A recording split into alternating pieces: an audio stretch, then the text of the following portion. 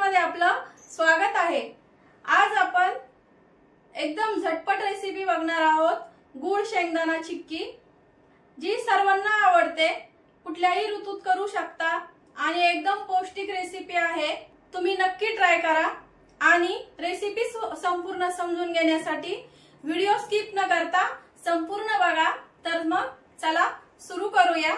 एक वाटी गूळ घेतला, इथं एक वाटी शेंगदाणे भाजून घेतलेले, साल काढून घेतलेले शेंगदाणे घेतले। शेंगदाणे आता मी थोडेसे एका शेंगदाण्याचे दोन भाग असे या फुलपत्राच्या साहित्याने करून घेते। एका शेंगदाण्याचे दोन भाग करून घेतले। चिक्की तयार करायला सुरू करायच्या आधी आपल्याला ही प्रोसेस आधी करून घ्यायची आहे। साजूक तूप घेते मी याच्यावर थोडंसं पोळपाटाला लावून। आपण जेव्हा सेट करायला टाकू चिक्की तेव्हा गडबड नको व्हायला म्हणून पोळपाटावर थोडंसं साजूक तूप टाकून घ्यायचं आहे, जेणेकरून चिक्की काढताना आपल्याला पटकन निघेल आणि लाटण्याला पण लावून घ्यायचं आहे। ही प्रोसेस आपल्याला आधीच करून घ्यायची, कारण नंतरची प्रोसेस जी असते आपली चिक्की सेट करायची ती एकदम झटपट करायला लागते। चिक्की करायला सुरुवात करण्याआधी ही प्रोसेस आधीच करून ठेवायची। कढई गरम करायला ठेवली आहे मी, त्यामध्ये 2 चमचे आपल्याला साजूक तूप टाकून घ्यायचं।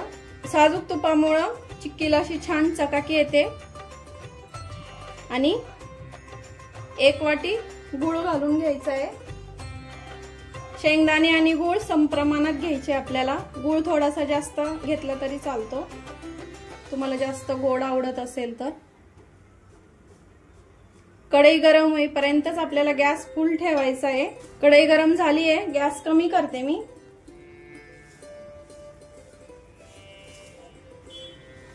गॅस अगदी कमी ठेवायचा, नाहीतर आपला गूळ करपला तर चिक्की अशी कडवट लागू शकते।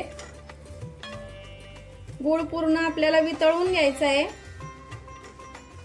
गुळाचा पाक तयार करून घ्यायचा, म्हणजे आपल्याला गूळ पूर्ण असा पातळ झालाय आपला आता। पण आपल्याला एकदम असा कडक पाक करून घ्यायचा आहे। गॅस कमीच ठेवलाय मी, गॅस अगदी पूर्ण वाढवायचा नाहीये, कमीच गॅसवर आपल्याला ही प्रोसेस करायची आहे। गुळाला थोडेसे बुडबुडे आले की आपण थोडंसं चेक करून बघूया पाण्यामध्ये टाकून का आपला पाक झालाय का। अगदी 2 ते 3 मिनिटच लागतात पाकाला। अजून झाला नाहीये आपला, असं थोडासा पातळ आहे पाक। अजून करून बघू आपण थोडासा। अगदी 10 मिनिटात चिक्की तयार होते पूर्ण प्रोसेस। 1 मिनिट झालाय, पुन्हा चेक करूया।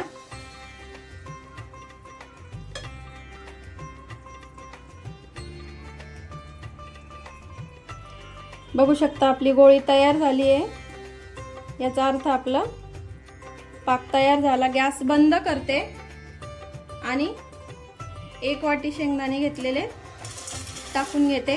गॅस बंद करूनच शेंगदाणे टाकायचे आणि इथून पुढची जी प्रोसेस आहे ती आपल्याला एकदम पटपट करायची आहे, कारण पाक घट्ट होतो आणि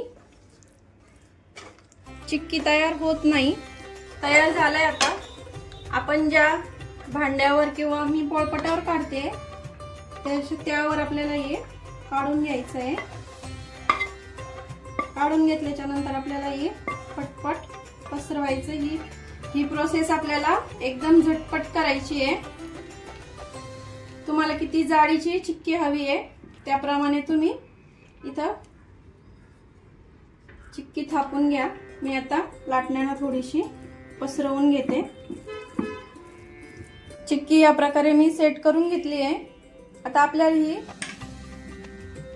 कोमट झाली की कट करायची आहे गरम असतानाच, आणि अर्धी गरम असतानाच कट करून घ्यायची आहे, म्हणजे छान कट निघतात, म्हणजे काप छान निघतात। आणि अर्धा तासासाठी रेस्ट करत ठेवायची आहे, म्हणजे अर्धा तास झाला की मग आपल्याला चिक्की काढून घ्यायची।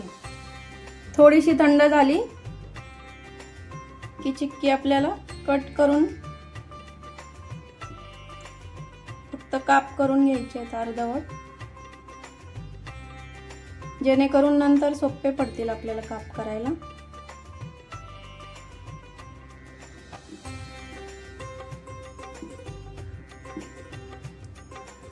अगदी सेट झाली, थंड झाली की कट बसत नाही।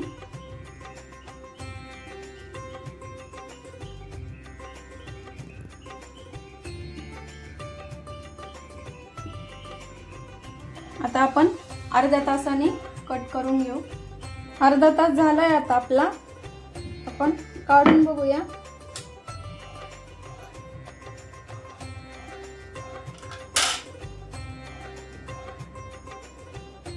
बघू शकता किती छान झाली आहे आणि हवी तशी चकाकी आली आहे।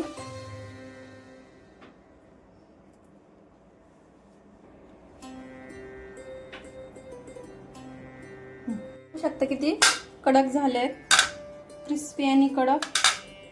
तरी अजून संपूर्ण थंड झालं नाहीये, पूर्ण थंड झाल्या की अशा एकदम कुरकुरीत लागतात।